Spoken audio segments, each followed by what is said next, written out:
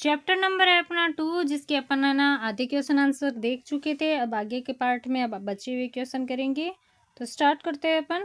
कहने के ढंग या क्रिया विशेषण। माँ खिलखिलाकर हंस दी, अंडरलाइन की हुई है खिलखिलाकर। इस वाक्य में खिलखिलाकर शब्द बता रहा है कि माँ कैसे हंसी थी। कोई कार्य कैसे किया गया है, इसे बताने वाले शब्द क्या होते हैं? क्रिया विशेषण कहलाते हैं। खिलखिलाकर भी एक क्या है? क्रिया विशेषण शब्द है। अब नीचे दिए गए रेखांकित शब्दों पर आपको ध्यान देना है। इन शब्दों का प्रयोग करते हुए अपने मन से वाक्य बनाने हैं। आपको अपने मन से वाक्य बनाने हैं। क्या क्या वाक्य दे रखा है? पिताजी ने झिड़क कर कहा, तू खड़ा क्या देख रहा है? देखो जी, चिड़ियों को मत निकालो, माँ ने अब की बार गंभीरता से कहा। किसी को सचमुच बाहर निकालना हो तो उसका घर तोड़ देना चाहिए, उन्होंने गुस्से में कहा। अब आप इनसे मिलते जुलते कुछ और क्रिया विशेषण शब्द सोचिए और उनका प्रयोग करते हुए कुछ वाक्य बनाइए। तो झिड़क कर, गंभीरता और गुस्से, इन सब के नीचे क्या है? अंडरलाइन की हुई है, ये क्रिया विशेषण शब्द है। संकेत आपको दिए हुए, धीरे से, जोर से, अटकते हुए, चिल्लाकर, शर्माकर, सहम कर, फुसफुसाते हुए। मतलब जो ये शब्द दे रखे हैं उनसे आपको क्या है? पूरा वाक्य बनाना है जिसमें क्या हो? क्रिया विशेषण हो। जैसे पिताजी ने झिड़क कर कहा, तू खड़ा क्या देख रहा है? देखो जी, चिड़ियों को मत निकालो, माँ ने अब की बार गंभीरता से कहा। मतलब ये सारे जो आपको ना शब्द दे रखे हैं, इनके नीचे जो अंडरलाइन की हुई है वो क्या है? क्रिया विशेषण शब्द है। तो अपने को अब जो नए बनाने हैं वो कैसे बनाएंगे? जैसे अध्यापिका ने झिड़क कर कहा, गृह कार्य समय पर किया करो। एक और बनाएंगे, अपनी परीक्षा की तैयारी ध्यानपूर्वक करो, माँ ने गंभीरता से कहा। फिर बिना वजह कमरे में शोर मचाओगे तो सबको बाहर निकाल दूंगा, पिताजी ने गुस्से में कहा। तो इस तरीके से अपन ने शब्द बनाए। अन्य शब्द अपन क्या क्या बना सकते हैं? जैसे माँ ने मुझे धीरे से कहा कि जल्दी करो, नया जोर से पैर पटकती हुई बाहर चली गई। बच्चों ने माँ को फोन पर अटकते हुए कहा कि वे घर देर से आएंगे। दादाजी ने चिल्लाकर सारा घर सिर पर उठा लिया। दीपशिखा शर्माकर बोली कि उसकी शादी तय हो गई है। विद्यार्थी ने सहम कर अध्यापिका को कहा कि आज वह काम नहीं कर पाया। बच्चे फुसफुसाते हुए अरुणिमा की बुराई करने लगे। तो इस तरीके से अपन अन्य शब्द क्या है? बनाएंगे। फिर आपको नेक्स्ट क्या दे रखा है? घर के प्राणी। कहानी में आपने पढ़ा कि लेखक के घर में अनेक प्राणी रहते थे। लेखक ने उनका वर्णन ऐसे किया है जैसे वे भी मनुष्यों की तरह व्यवहार करते हैं। कहानी में से चुनकर उन प्राणियों की सूची बनाइए और बताइए कि मनुष्य जैसे कौन कौन से काम करते थे। जैसे एक लाइन दे रखी है आपको, बिल्ली फिर आऊंगी कहकर चली जाती है। बाकी आपको बनाने हैं। जैसे पक्षी क्या बोल रहे हैं? हमारे घर का पता लिखवा कर लाए हो। चूहा बोलता है शायद, चूहे के बारे में क्या दे रखा है आपको चैप्टर के अंदर? कि शायद बूढ़ा है, उसे सर्दी बहुत लगती है। चींटियों के बारे में, फौज की छावनी डाले बैठी है। गोरैया मजे से दोनों बैठी गाना गा रही है। मतलब ये सब लाइनें अपन इसके अंदर क्या है? बना सकते हैं। मनुष्य जैसे काम करते हैं ये। फिर आपको है हेर फेर मात्रा का। माँ और पिताजी दोनों सोफे पर बैठे उनकी ओर देखे जा रहे थे। पहले उन्हें उड़ा देते तो उड़ जाती। उपयुक्त वाक्यों में रेखांकित शब्दों पर आपको ध्यान देना है। आपने ध्यान दिया होगा कि शब्द में एक मात्रा भर के अंतर से उनके अर्थ में क्या है? परिवर्तन हो जाता है। जैसे देखो आपको दे रखा है माँ और पिताजी दोनों सोफे पर बैठे। फिर आगे दे रखा है उनकी ओर देखे जा रहे थे। पहले उन्हें उड़ा देते तो उड़ जाती। मतलब इन शब्दों के मतलब एक मात्राओं से क्या है? शब्दों से लाइनें ही चेंज हो रही है। अब नीचे दिए गए शब्दों की मात्राओं और अर्थों के अंतर पर ध्यान देना है आपको। इन शब्दों का प्रयोग करते हुए अपने मन से आपको क्या करने हैं? वाक्य बनाने हैं। जैसे नाच नाचा नचा, हार हरा हारा, पिता और पीता, चूक और चूक, नीचा और नीचे, सहसा और साहस। मतलब कुछ एक मात्रा के फर्क से आपको क्या करना है, इन शब्दों का प्रयोग करना है और मन से क्या करने हैं, वाक्य बनाने हैं, मतलब इन शब्दों से। जैसे नाच क्या है, संज्ञा शब्द है, मुझे नाच देखना बहुत पसंद है, अपन इसकी क्या है, एक वाक्य बनाएंगे। नाचा मतलब ये क्या क्रिया क्या हो रही है इसमें, भूतकाल है, नाचा, वह खुशी में पूरे गांव में नाचा। फिर है हार और हारा, हार क्या है, संज्ञा है, उसने माँ को फूलों की हार भेंट की। हारा क्रिया शब्द है, वह चुनाव में अपने प्रतिद्वंदी से हारा। फिर पिता संज्ञा शब्द है, मेरे पिता बहुत अनुशासन प्रिय है। और पिता उसमें क्या है, क्रिया शब्द है, वह रोज दूध पीता है। फिर चूक और चूक में क्रिया और भूतकाल, मैं समय पर टिकट लेना चूक गया। चूक वह तुम्हारी बड़ी चूक थी कि तुम समय पर नहीं पहुंचे। फिर है उसने अपनी गलती मानकर सिर नीचा कर लिया, किताब मेज के नीचे रखिए। मतलब कुछ क्या है, मात्राओं के फर्क से क्या है, पूरा वाक्य ही चेंज हो रहा है। सहसा, सहसा जोर की आवाज आई और सब चौंक गए, क्रिया विशेषण शब्द है सहसा। साहस, कठिन समय में साहस नहीं खोना चाहिए, ये क्या है, संज्ञा शब्द है। फिर आपको दे रखा है वाद विवाद, कहानी में माँ द्वारा कही गई कुछ बातें नीचे दी गई है।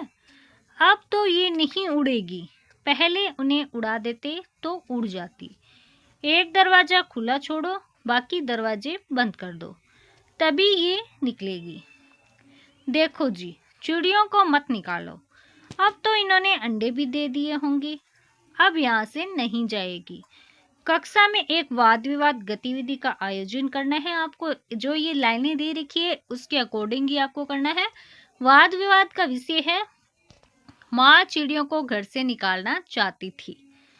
कक्षा में आधे समय इस कथन के पक्ष में और आधे समय इसके विपक्ष में क्या करेंगे, तर्क देना है। मतलब वाद विवाद प्रतियोगिता रखनी है, जिसमें आधे तो इसके पक्ष में होने चाहिए और आधे क्या होने चाहिए, विपक्ष के अंदर होने चाहिए।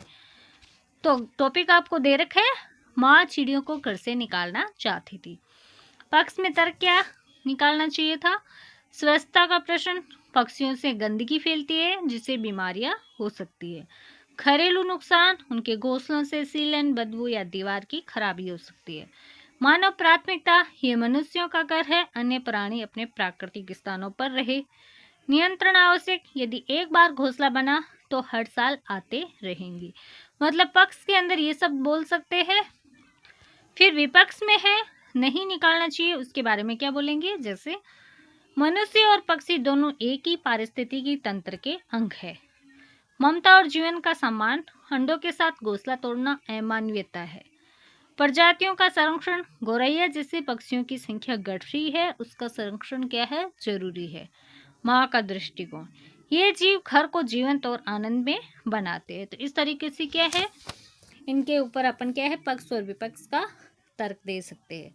फिर आपको क्या करना है, कक्षा में आधे समय इस कथन के पक्ष में और आधे समय इसके विपक्ष में तर्क देंगे। जैसे पक्ष में मतलब संवाद अगर क्लास के अंदर हो तो पक्ष वाला बोलेगा, अगर हर कोई अपने घर के पक्षियों को घोंसला बनाने देगा तो घर घर नहीं रहेगा, जंगल बन जाएगा। विपक्ष वाला क्या बोलेगा, लेकिन अगर हर कोई उन्हें भगाएगा तो ये मासूम पक्षी जाएंगे कहाँ। पक्ष वाला, गौरैया गंदगी फैलाती है, बच्चों की सेहत के लिए ये ठीक नहीं। विपक्ष, तो क्या हम केवल अपने आराम के लिए किसी के जीवन को उजाड़ देंगे। तो मतलब इस तरीके से अपन क्या है, पक्ष और विपक्ष के अंदर क्या है बोल के और तर्क देंगे। फिर है आपको दे रखा है कहानी की रचना। कमरे में फिर से शोर होने लगा था, पर अब की बार पिताजी उनकी ओर देख देख कर केवल मुस्कुराते रहे। इस पंक्ति में बताया गया है कि पिताजी का दृष्टिकोण कैसे बदल गया। इस प्रकार ये विशेष वाक्य है। इस तरह के वाक्यों से कहानी और अधिक प्रभावशाली बन जाती है। मतलब ये कहानी की रचना है जिसके अंदर आपको क्या करना है, आपको इस कहानी में ऐसी अनेक विशेषताएं दिखाई देगी, उन्हें अपने समूह के साथ मिलकर आपको ढूंढना है और उनकी सूची बनानी है। फिर आपको करना है, इस कहानी की कुछ विशेषताओं को नीचे दिए गए हैं, उनके उदाहरण कहानी में से चुनकर आपको क्या करने हैं, लिखने हैं। जैसे कहानी की प्रमुख विशेषताएं, प्रकृति और जीवों के साथ सह अस्तित्व का संदेश दे रखा है। कहानी हमें ये सिखाती है कि मनुष्य को अन्य जीवों के साथ मिलजुल कर रहना चाहिए, क्योंकि जिस पर जैसे मतलब इस कहानी के अंदर दिखाया गया है कि माँ क्या करती है, उनकी मदद करती है एक तरीके से, वो मतलब घर से उनको निकालना नहीं चाहती चिड़ियों को। मानव स्वभाव में बदलाव की झलक दिखती है इसके अंदर। पिताजी की सोच में जो परिवर्तन आया वह एक मानवीय भावनात्मक विकास क्या है, दर्शाता है। सहज और सरल भाषा है, बाल दृष्टिकोण के अनुकूल है। फिर क्या है, प्रत्येक पात्र का अलग व्यवहार और शैली भी है इसके अंदर। माँ का स्नेह, पिताजी की का कठोरता से बदलाव और लेखक की निरीक्षण क्षमता क्या है, साफ झलकती है। फिर है, पक्षियों के व्यवहार को मानवीय रूप देना, जैसे गोरैया बच्चों से बातें कर रही हो, ऐसा चित्रण कहानी को क्या है, रोचक बनाता है। व्यंग्य और हल्के हास्य का प्रयोग भी किया गया है इसके अंदर। माँ द्वारा पिताजी की हरकतों पर हंसना कहानी को हल्का फुल्का बनाता है। फिर है, भावनात्मकता और करुणा का सुंदर चित्रण भी किया गया है। माँ का घोंसले को न तोड़ने का आग्रह और लेखक का अंत में भावुक होना। फिर है, रचनात्मक कल्पना और भावनात्मक प्रतीक भी है इसके अंदर, जैसे गोरैया मल्हार गा रही हो, ये कल्पना कहानी को क्या है, काव्यात्मक बनाती है। फिर है, घरेलू वातावरण और दिनचर्या का यथार्थ चित्रण भी किया गया है इस कहानी में। कहानी में एक सामान्य घर की सजीव झलक भी इसके अंदर मिलती है। छोटे विवरणों में गहराई भी है, जैसे छोटे संवाद और घटनाएं भी बड़ा प्रभाव छोड़ती है, जैसे बच्चे चींची करते हैं और माँ क्या है, मुस्कुराती है। ये सब भी क्या है, कहानी में दर्शाया गया है। फिर आपको दे रखा है सेकंड जो है, इस कहानी की कुछ विशेषताओं को नीचे दिया गया है, उनके उदाहरण कहानी में से चुनकर आपको क्या करना है, लिखना है। विशेषताओं के उदाहरण सहित वर्णन, जैसे जीव जंतुओं का मानवीकरण। अब एक दिन दो गोरैया सीधी अंदर घुस आई और बिना पूछे उड़ उड़कर मकान देखने लगी। पिताजी कहने लगे कि मकान का निरीक्षण कर रही है कि उनके रहने योग्य है या नहीं है। विश्लेषण क्या है, गोरैयों का मानवीय गुण दिया गया है, जैसे कि वे मकान का निरीक्षण कर रही हो, जो मानव व्यवहार को क्या करता है, दर्शाता है। जैसे मतलब कोई इंसान है ना, किसी चीज़ का निरीक्षण कर रहा हो, वैसे ही क्या है, वो गोरैया कर रही थी, दोनों आई थी और मकान का इधर उधर कहीं कहीं पे भी बैठ के क्या है, निरीक्षण कर रही थी कि हम यहाँ पे घोंसला बनाए या ना बनाए। फिर हास्य का समावेश भी है इसके अंदर, जैसे माँ फिर हंस दी, तुम तो बड़े समझदार हो जी, सभी दरवाजे खुले हैं और तुम गोरैया को बाहर निकाल रहे हो, एक दरवाजा खुला छोड़ो, बाकी दरवाजे बंद कर दो। क्या विश्लेषण है, माँ का पिताजी के असफल प्रयासों पर व्यंग्य और हंसी कहानी को में क्या है, हास्य उत्पन्न करता है। फिर आपको है, प्रकृति और मानव के बीच में संबंध भी दर्शाती है ये कहानी, जैसे उनके माँ बाप छत से उड़कर अंदर आ गए और चींची करते उनसे जा मिले और उनकी नन्ही नन्ही चोंचों में चूगा डालने लगे। जैसे मतलब कहानी के अंदर आपको देख रखा है कि जब वो घोंसला तोड़ रहे थे पिताजी, तब क्या है, वहाँ से घोंसले के अंदर से दो नन्ही नन्ही गोरैया निकल के चींची कर रही थी, जैसे बोल रही हो कि मेरे मम्मी पापा कहाँ हैं। फिर वो जब अंदर आए, फिर उनको ना चूगा दिया। तो ये सब क्या दर्शाती है, प्रकृति और मानव के बीच का क्या है, संबंध दर्शा रही है। फिर सामाजिक व्यंग्य भी है इसके अंदर, जैसे छोड़ो जी, चूहों को तो निकाल नहीं पाए, अब चिड़ियों को निकालेंगे। विश्लेषण क्या है, माँ का ये व्यंग्य पिताजी की असफल कोशिशों पर हल्का सा सामाजिक क्या है, कटाक्ष है, जो उनकी सीमाओं को क्या है, उजागर करता है, यानी उनको क्या और ज़्यादा गुस्सा दिला रहे हैं। तो प्रत्येक विशेषता के लिए कहानी से प्रासंगिक उदाहरण चुने गए हैं, जो संक्षिप्त और स्पष्ट रूप से विशेषता को क्या करते हैं, दर्शाते हैं। तो अपन इसका आंसर इस तरीके से लिखेंगे। फिर आपको दे रखा है आपकी बात, कहानी की विशेषताएं दे रखी है एक तरफ, और फिर उनमें क्या करना है, कहानी में से आपको उदाहरण लिखने हैं। जैसे एक आपको दे रखा है, किसी बात को कल्पना से बढ़ा चढ़ाकर कहना। उदाहरण जैसे जो भी पक्षी पहाड़ियों घाटियों पर से उड़ता हुआ दिल्ली पहुंचता है, पिताजी कहते हैं वही सीधा हमारे घर पहुंच जाता है, जैसे हमारे घर का पता क्या है लिखवा कर लाया हो। मतलब ये क्या है, बड़ा चढ़ा कर बोला गया है। मतलब ऐसा कोई कंपलसरी तोड़ना है कि वो मतलब उनके घर में ही रुकेंगे, लेकिन कहानी में क्या है इस तरीके से बताया गया है। अब अपने को एक विशेषता और दे रखी है, हास्य यानी हंसी मजाक का उपयोग किया जाना। आपको क्या करना है, इसमें कहानी में एक उदाहरण लिखना है। जैसे अपन लिखेंगे, माँ हंसकर बोली, चिड़िया एक दूसरे से पूछ रही है कि ये आदमी कौन है और नाच क्यों रहा है। तो मतलब ये क्या है, ये उदाहरण इस लाइन पे क्या है, सटीक बैठता है। फिर है, सोचा कुछ और हुआ कुछ और। तो इसके अंदर क्या उदाहरण लिखेंगे अपन, दूसरे दिन इतवार था, जहाँ नीचे उतर कर आए तो वे फिर से मौजूद थी और मज़े से बैठी मलार गा रही थी। मतलब उन्होंने सोचा तो कुछ और था कि मतलब हमने तो क्या है सब कुछ बंद कर दिए, दरवाजे खिड़कियाँ और सब कुछ शीशे वगैरह बंद कर दिए, तो क्या गौरैया कैसे अंदर घुसेगी। लेकिन क्या है, हमने सोचा तो कुछ और हुआ कुछ और। फिर है, दूसरों के मन के भावों का अनुमान लगाना। जैसे एक चूहा अंगीठी के पीछे बैठना पसंद करता है, शायद बूढ़ा उसे सर्दी बहुत लगती है। मतलब क्या है, ये दूसरे के मन के भाव क्या है पढ़ रहे हैं कहानी के अंदर। कब कोई ज़रूरी नहीं है कि उसको ठंड लग रही है तो वो अंगीठी के पीछे ही जाके बैठा है, लेकिन क्या है उसके मन की भावनाओं को पढ़ा है कि हो सकता है वो अंगीठी के पीछे इसलिए बैठता हो कि शायद वो बूढ़ा है और उससे सर्दी लगती है, तो अंगीठी के पीछे बैठेगा तो उसको सर्दी कम लगेगी। फिर है, किसी की कही बात को उसी के शब्दों में लिखना। जैसे घर में 3 ही व्यक्ति रहते हैं, माँ, पिताजी और मैं। फिर आपको दे रखा है, किसी प्राणी या उसके कार्य को कोई अन्य नाम देना। जैसे पिताजी कहते कि ये घर सराय बना हुआ है, हम तो जैसे यहाँ मेहमान हैं, घर के मालिक तो दूसरे ही है। तो इसका उदाहरण अपन इस तरीके से लिखेंगे। फिर है, किसने किससे कोई बात कही, ये सीधे सीधे बताए बिना उस संवाद को लिखना। जैसे जो भी पक्षी पहाड़ियों घाटियों पर से उड़ता हुआ दिल्ली पहुंचता है, पिताजी कहते वही सीधा हमारे घर पहुंच जाता है, जैसे हमारे घर का पता लिखवा कर लाया हो।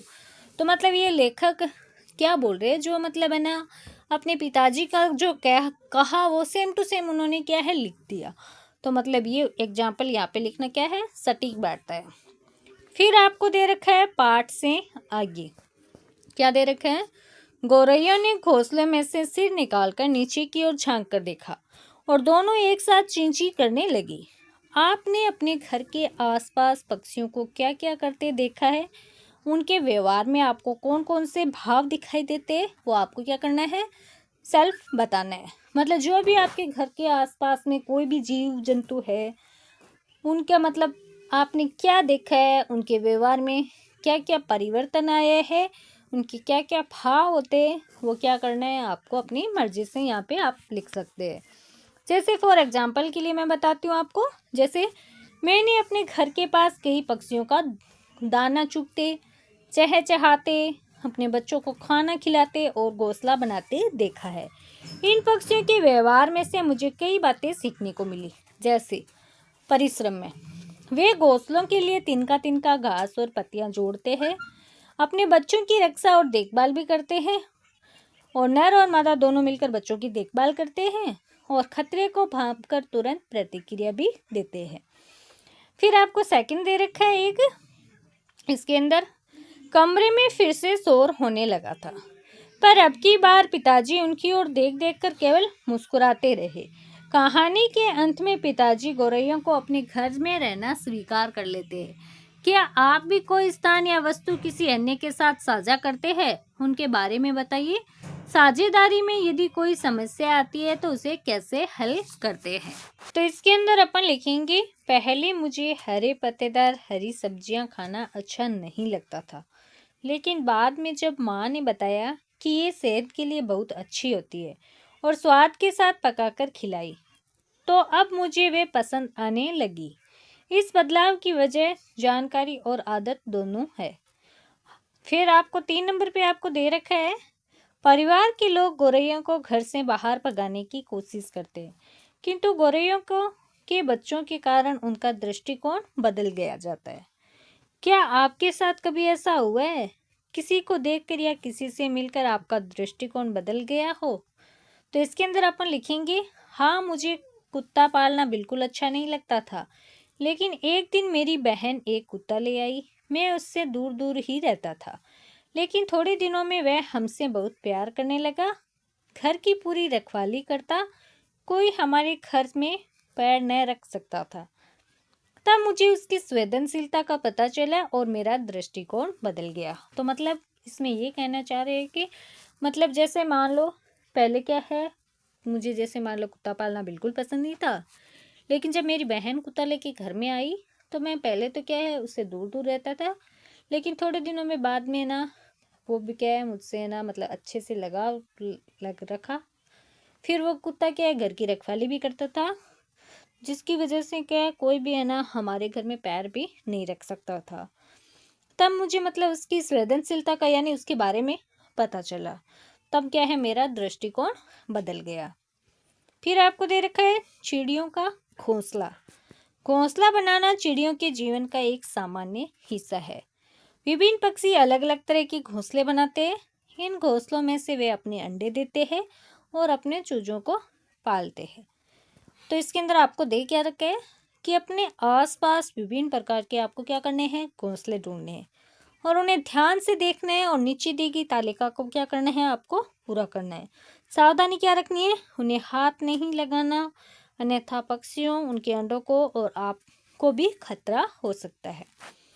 जैसे आपको देखो ये कॉलम दे रखा है जिसके अंदर आपको घोंसले को कहाँ देखा आपने, घोंसलों को किन चीज़ों से बनाया गया था, घोंसला खाली था या नहीं, घोंसला किस पक्षी का था, ये सब क्या करना है आपको लिखना है। तो अपन क्या है इस तरीके से सारणी को फिल करेंगे। जैसे आम के पेड़ की डाल पर मैंने घोंसला देखा। घोंसला सूखे तिनके, घास और पत्तियों से बनाया गया था। घोंसले में अंडे नहीं थे। घोंसला किस पक्षी का था, कबूतर का लग रहा था। जैसे फिर छत के कोने में देखा, कपड़े की टुकड़ी, धागे और पॉलीथीन से बनाया गया था। हाँ, खाली था। फिर 3 नंबर दे रहे घोंसला किस पक्षी का था, ये आपको बताना है, जिसे गोरैया का था। फिर है स्कूल के गेट के पास झाड़ी में मैंने देखा, टहनियाँ, सूखे पत्ते और मिट्टी से बनाया गया था। तो उसमें क्या लिखना है, जैसे ये दे रखा है घोंसला खाली था या नहीं था, तो नहीं, उसमें क्या थे, चूजे थे। किस पक्षी का बनाया गया था, मैना का। फिर जैसे दीवार की दरार में देखा, केवल सूखे तिनके और रुई से बनाया गया था। हाँ, खाली था। ये किस पक्षी का था, तोता का था। फिर एक लिखेंगे पेड़ के खोखले तने में देखा, लकड़ी की छाल, पंख और सूखी घास से बनाया गया था। नहीं, अंडे थे उसके अंदर, खाली नहीं था वो, उसमें अंडे थे। कोई भी पक्षी का हो सकता है। फिर आपको दे रखे हैं, जैसे आप इसके बारे में आप अपना डायग्राम दे सकते हैं। गोरैया, हाउस स्पैरो, इसके बारे में लिख सकते हैं। छोटा और गोल होता है इस तरीके का, ये पक्षी होता है, चिड़िया होती है। सूखी घास, रुई, पंख और धागे से ये घोंसला बनाती है। छत रोशनदान और पुरानी अलमारियों में बनाती है। विशेषताएं क्या होती है, घरों के पास ही रहना पसंद करती है। कबूतर इस तरीके से दिखता है। आकार क्या होता है घोंसले का, बड़ा, खुला और साधारण होता है। सामग्री सूखी टहनियाँ और डंडियाँ होती है। स्थान खिड़कियाँ, मुंडेरों या रोशनदानों में बनाता है। विशेषताएं क्या होती है, इंसानों के आसपास रहना पसंद करते हैं। बुलबुल इस तरीके से दिखती है। घोंसले का आकार होता है पहले जैसा, सुंदर होता है। घोंसले की सामग्री नाजुक तिनके, धागे और पत्तियां होती है। स्थान झाड़ियाँ या छोटे पेड़ों में बनाती है। बहुत सुरीली आवाज़ में चहकती है।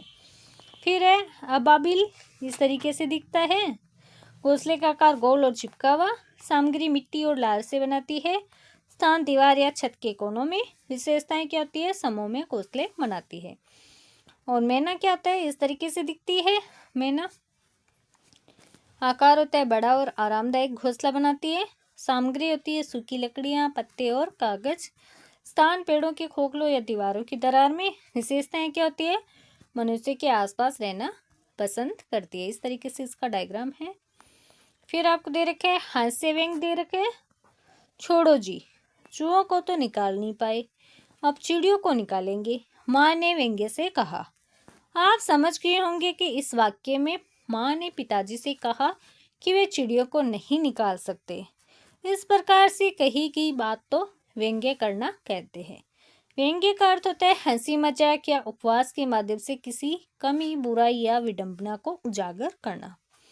व्यंग्य में बात को सीधे न कहकर उल्टा या संकेतात्मक ढंग से कहा जाता है, ताकि उसमें क्या है, चुटकुलापन भी हो और गंभीर सोच की संभावनाएं भी बनी रहे। अनेक बार व्यंग्य में हास्य भी छिपा होता है। आपको इस कहानी में कौन कौन से वाक्य पढ़कर हंसी आई, उन वाक्यों को चुनकर आपको क्या करना है, लिखना है। अब चुने हुए वाक्यों में से कौन कौन से वाक्य व्यंग्य कहे जाते हैं, उन पर भी सही का चिन्ह लगाना है। जैसे छोड़ो जी, चूहों को तो निकाल नहीं पाए, अब चिड़ियों को निकालेंगे, तो ये वाक्य था। फिर है अब तो ये नहीं उड़ेगी, पहले इन्हें उड़ा देते तो उड़ जाती, अब तो इन्होंने यही घोंसला बना लिया है। एक और क्या है, चूहे धमाचौकड़ी मचाते हैं जैसे पूरी कोठी उन्हीं की हो। फिर है पिताजी ने लाठी दीवार के साथ टिकाकर रख दी और छाती फैलाए कुर्सी पर आ बैठे। फिर है हम नीचे उतर कर आए तो वह फिर से मौजूद थी और मजे से बैठी मल्हार गा रही थी। माँ मुस्कुराकर बोली, अब तो ये कहीं नहीं जाएगी। आपको क्या ये व्यंग्य है उस पर चिन्ह लगाना है, नहीं है तो उस पर नहीं लगाना।